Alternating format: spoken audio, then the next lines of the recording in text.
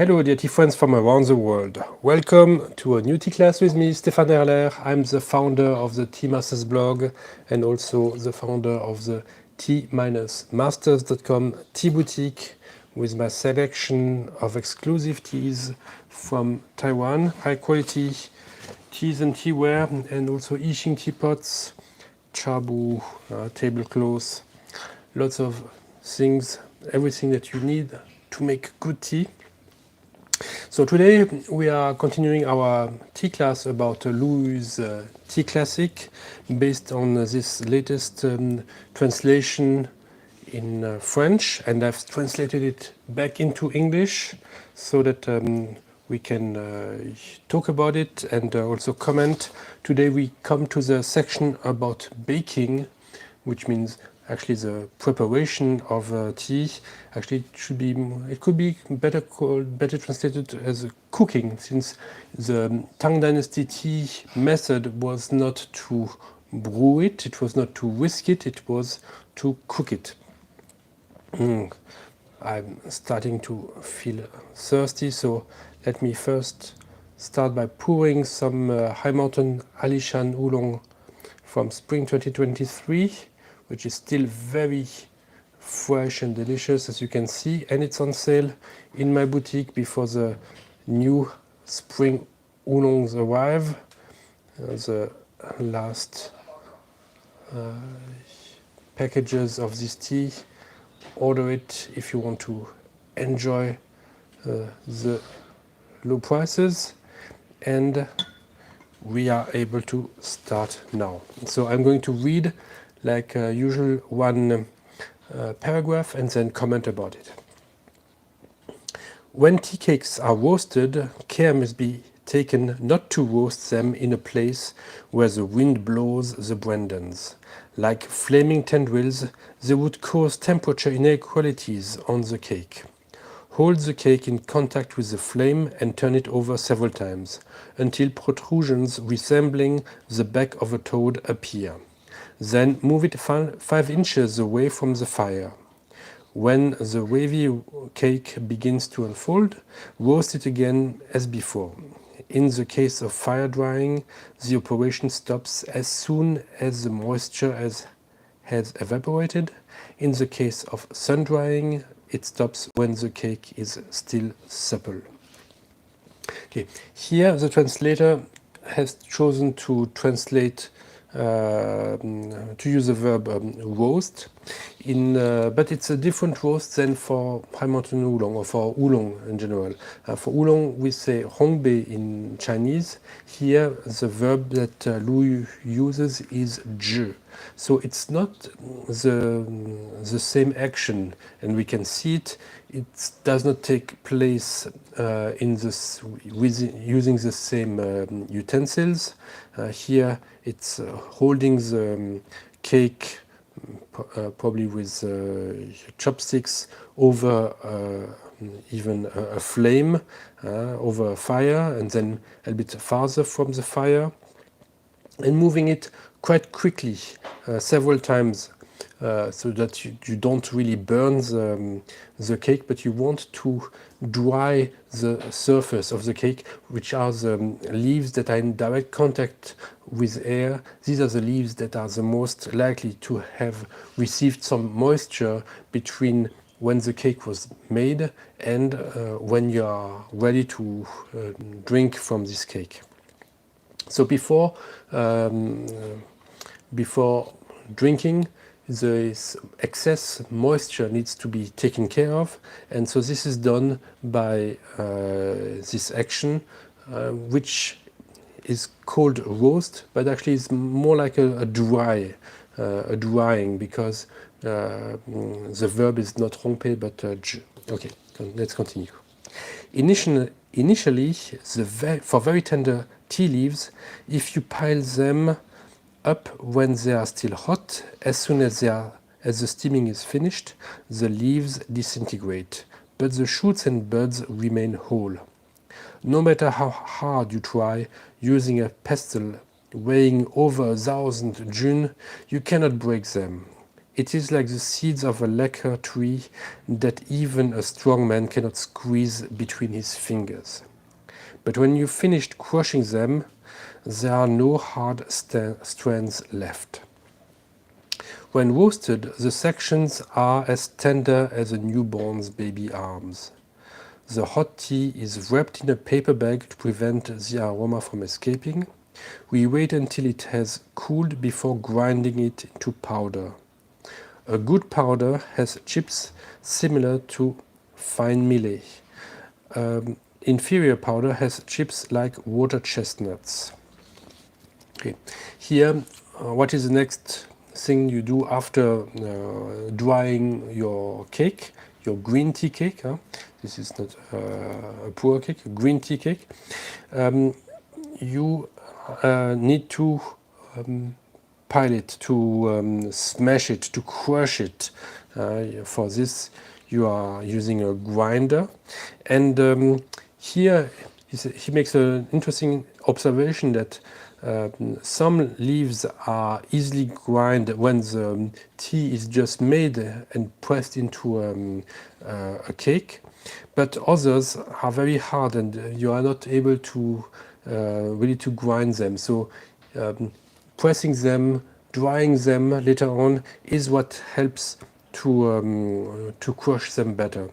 But another thing that you have to be careful about is that you cannot grind the tea cake right after it has been dried. You have to, after you flake it, you put it into a paper bag, and then you wait that the leaves have cooled down. You keep the bag closed in order to keep the smells in the bag, and also you have to wait that it's cooled down, because as long as the leaves are hot, they will be difficult to grind. Okay, we continue. As for fuel, the best is charcoal, followed by firewood. That is, wood such as mulberry, sophora, stercolus, or oak. Charcoal that has been used to grill meat retains its smell and should not be used. The same applies to resinous trees or used utensils. Resinous woods include cypress and sophora. Used utensils are those that have rusted or deteriorated. Old-timers used to say that tea takes on the flavor of old wood that has already been used. It really does. So this third paragraph is about what kind of combustible to use to heat your water, and the best is charcoal. And he also explains why other charcoal that have bad smells will impart this bad smell to the tea. That's why it's so important to use a good charcoal that makes little smoke in order to heat your water. And then comes water. When choosing water, choose mountain water, then river water. Well water is the least suitable. This is what the Rhapsody of Tranti expresses. For water, you need clear, running water from the basin of the Min.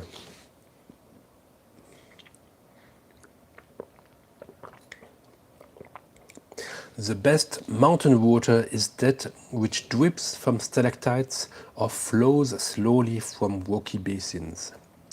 Water that gushes out of cascades or rushing torrents should not be drunk. Prolonged consumption can cause neck disease. What's more, if the water flowing through the valleys, however pure, is stagnant, it is harmful between the heat wave and the frost, as hidden animals may have accumulated toxins in it. If you need to drink it, first dig a canal to let the infected water go, then run a new trickle before drinking. River water should be drawn from a place away from human habitation. Well water should be drawn from a well a long time before it is drawn. So after choosing the best charcoal, what is the best water? Here, Louis pays a lot of attention to the quality of the water and tells us that mountain water is the best, especially if it's from a place far away from human habitations, because humans will make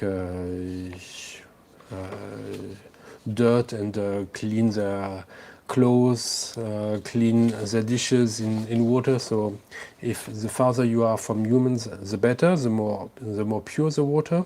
And also you don't want to take water from a place where the water is stagnant, especially in between summer and winter. In spring, maybe it's a little bit better because it was cold in the winter.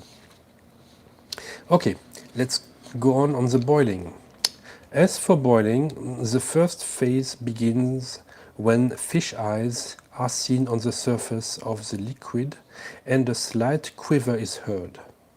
The second phase begins as soon as a string of crystal pearls appears around the edges, as if gushing from a spring. In the third phase, the water forms waves that rise and then break. If the boiling is prolonged, the water becomes too old and unfit for consumption. At the first boil, depending on the quantity of water, salt is added to harmonize the taste, and the rest of the water tasted is discarded.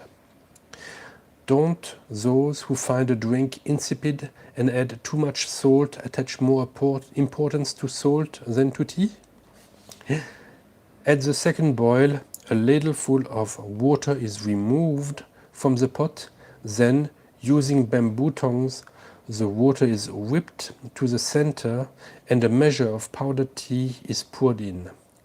Shortly afterwards, when the boiling creates waves with splashes of foam, the water previously removed is added to reduce the boiling and nourish the essence of the drink.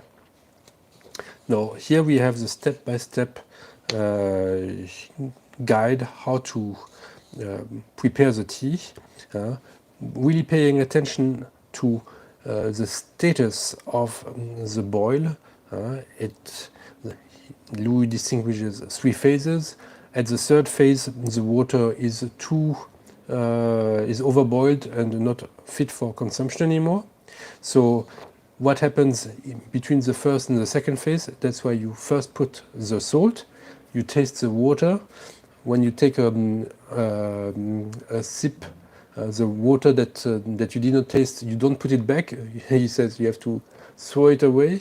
But then you take another ladleful of water that you keep on the side, and this one you will be able to add later on in order to decrease a bit the temperature of the water. It's like when you are making noodles and the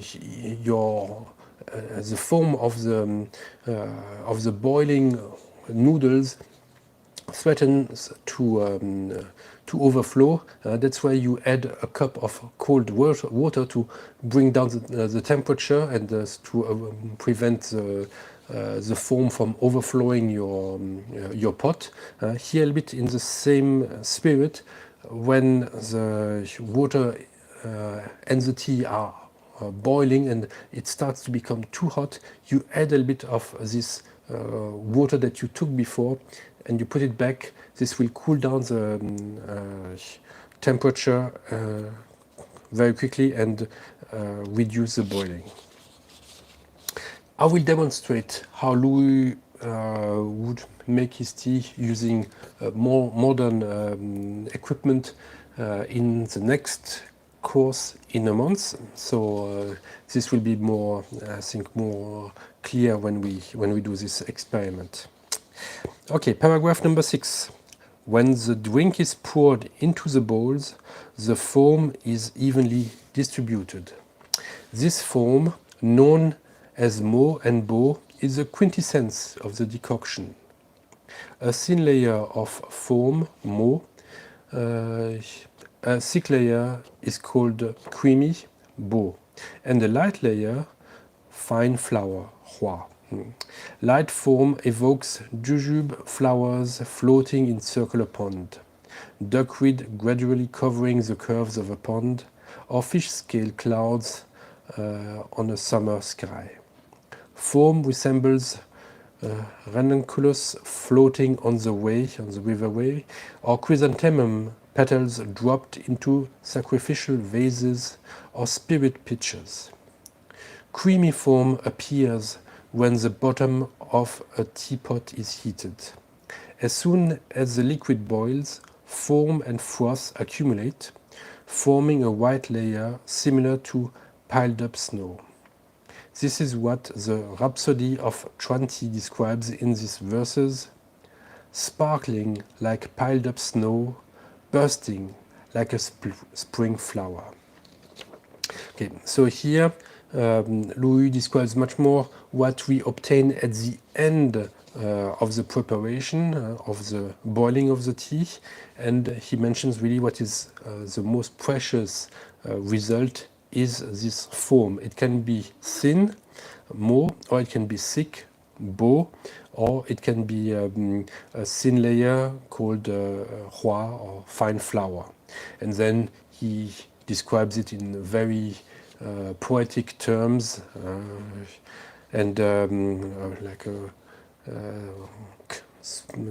clouds, fish scale, petals, flowers on a pond, etc. So for him, this form is really something beautiful that has a strong poetic value.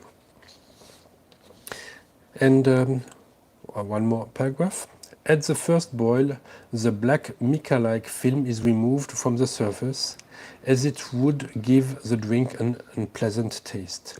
The first tea to be poured is the eternal flavor. In the two sub-prefectures of Xu and Chuan, the opposite is true. The most popular is Jiayong, eternal flavor. The character Jia means flavor, and the character Yong, eternal. Scribes speak of Jiayong. The history of the Han mentions a Jiayong, eternal flavor, in 12 chapters attributed to Kuaitong. It is usually kept in a bowl of hot water to preserve its essence and stop boiling. The first, second, and third cups after this are inferior to it. Don't drink beyond the fourth and fifth cups unless you are very thirsty. In general, one chunk of water yields 5 cups. Tea should be drunk when it's hot.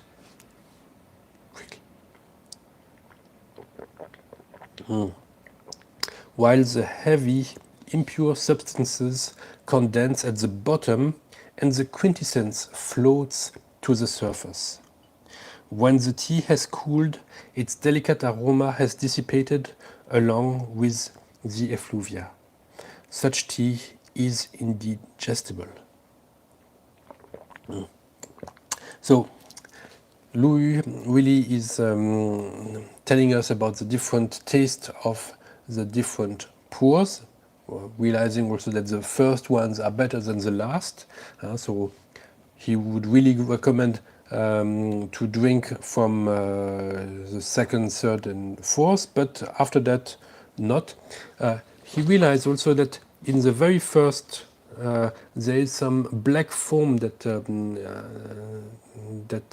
appears, and this is best taken away. This we can still see sometimes this black foam when we brew,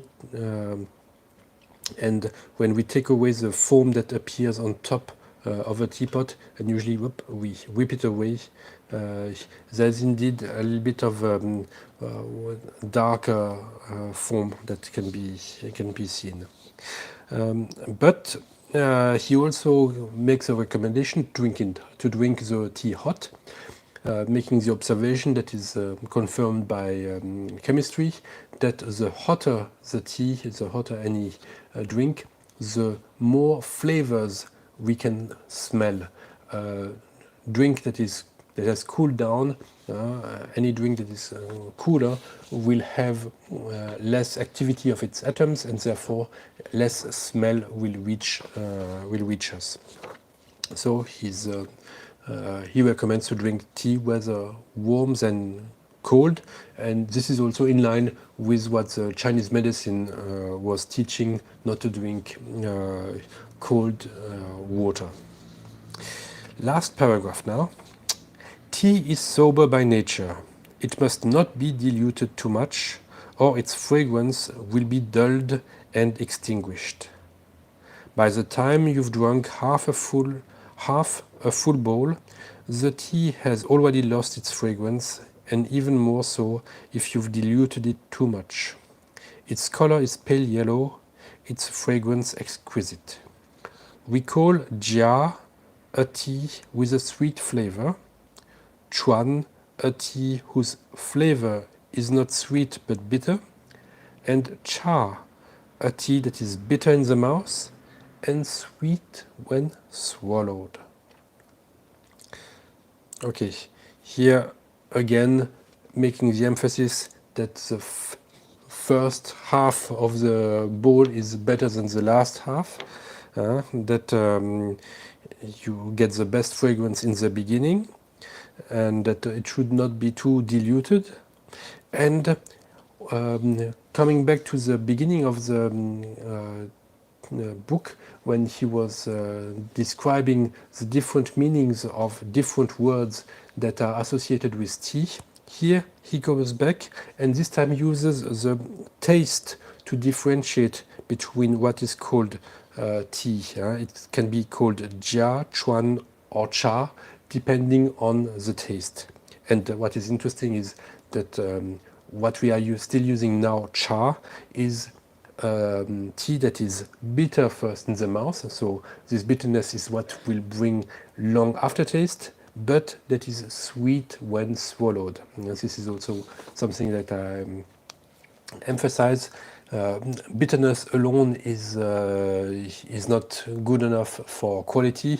You still want sweetness. It should be a good harmony between a bitterness that structures the taste and makes pleasure last longer, and then also sweetness that comes after you have swallowed it, and that makes your mouth and palate comfortable.